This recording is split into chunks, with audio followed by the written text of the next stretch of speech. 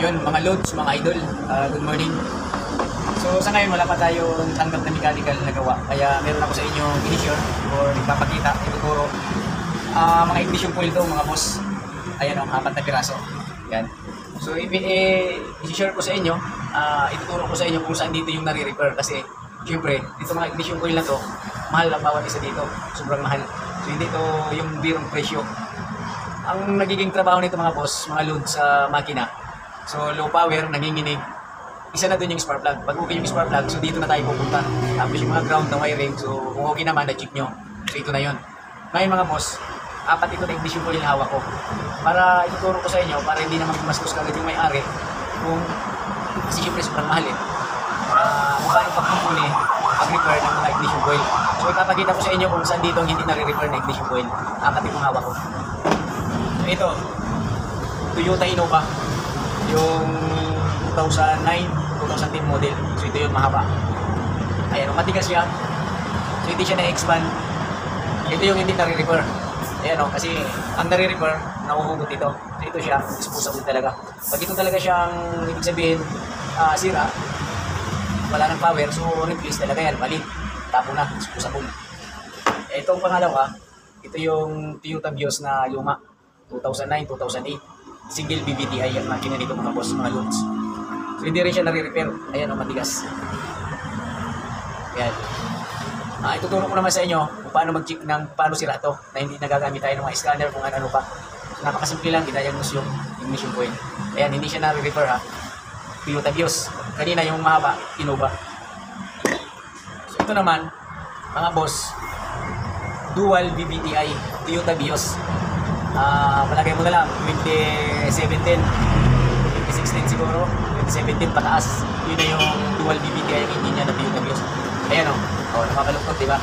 So ito yung nare-repair mga boss na ignition coil. Ayan o, ubutin nyo lang yan. Para naman hindi ka nagagad tayo gumastos, tuturo ko sa inyo paano paraan.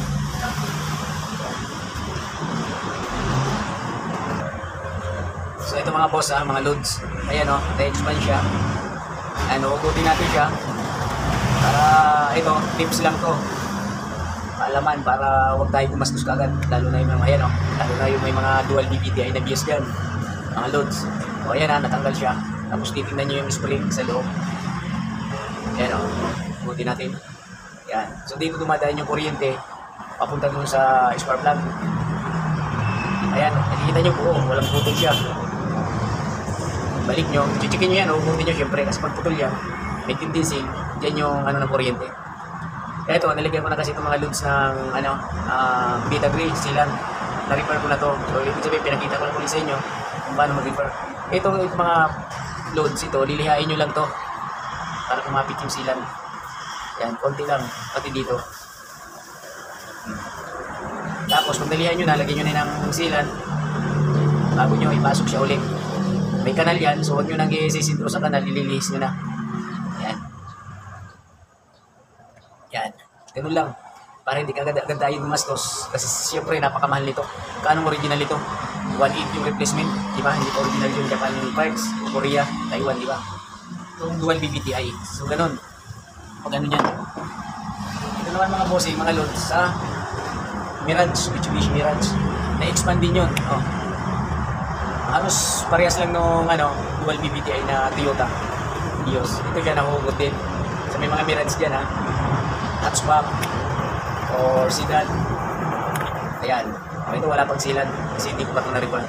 Ito yung sinasabi ko sa inyo mga loads. Yan. Lihain nyo lang yan. Yan. May butas oh. Yung butas kasi na yan mga loads sa katapat dito. Sa butas. Ayan oh. Yung dalawang butas. Dito nakatapat yan. Pag nilagyan nyo na ng silan, talihan nyo na to. Lilihis nyo na siya. Babalik na rin yung ganyan. Ayan o. Ito bukas. Ayan. Ililihis nyo na siya paglagay. Ayan. Lagyan nyo silan, lihain ng konti, tapos balik. So itong spring, sorry, ito ko lang pakita sa inyo. Ayan, may spring din siya, mas maiksi. Kung nakita nyo buo, okay siya, walang putol. So may tendency dito natalon yung kuryente. Dito natalon ang kuryente. Kaya ang nito mga boss, pag nangangambyo ka, primera, segunda, tercera nangangatal. Kadyot-kadyot yung sasakay nyo. Low power. Hindi yun, ibig sabihin, spark plug, kung okay naman, so ito na yung sira nun. Ang gawin nyo lang, pag nare-repair, lagyan nyo lang sealant, lihain ng konti para hindi kagad-agad tayo gumastos mga boss. O, di ba? Ganun lang. Ang pag-ano ng mga pag-repair ng ignition coil. So, meron na tayong na-upload dito tungkol dito sa ignition coil na to. Kung paano i-repair. So, na-upload na natin sa YouTube natin. So, marami na nang nagtatanong. Ganun pala daw yun. Siyempre, para hindi gumastos kagad-agad yung may-ari. Kasi napakamahal ng, di ba? Napakamahal ng mga parts ng sasakyan, mga loads, zero. Ang ituturo ko naman sa inyo dito mga loads, kung paano mag-diagnose dito. Kasi merong napapanood tayo sa YouTube, meron sila mga tester dito. Ayan. Doon daw malalaman kung buo yung ignition coil, tsaka hindi. Tayo iba. Kasi iba-iba naman yung paraan ng mga mekaniko kung paano mag-diagnose. Sa atin naman mga idol, mga bossing, paandarin nyo yung mga sasakyan. Sa gasoline engine lang to Paandarin nyo, kahit anong sasakyan, basta gasoline engine. Pag sinabi ng customer, ng may-ari, nanginginig, low power, ganito pag-check nito mga boss. Yan. Bawa, nakapasok ko lahat sa makina. Tanggalin nyo na itong tornilyo na to, na GIS. GIS yan eh. Tanggalin nyo na lahat, yung apat. Tapos paandarin ang makina. Habang umaandar mga boss, iangat nyo isa-isa doon sa kanyang butas. Angatin nyo, pag malakas yung lagatak, marinig nyo. Pag inangat nyo, nagbago yung nginig ng makina, lalong nanginig. Pag angat mo, ibig sabihin buo. Paayos siya. Pag inangat mo naman yung number 1, di ba inangat nyo, nagbago yung engine, nanginginig. Pagbalik mo is, umano siya ulit, uminig, buo yun. Yung pangalawa, pag angat mo at nanginginig, walang pataas yung lagatik niya, buo yun. Pangatlo, 3-cylinder, pag angat mo, at walang nagbago, doon sa ano niya, ganun pa rin. So yun yung sira mga loads, mga idol. 100% yung pangatlo yung sira doon. Pag inangat mo at hindi nagbago yung makina, ganun pa rin. So yun sira yun.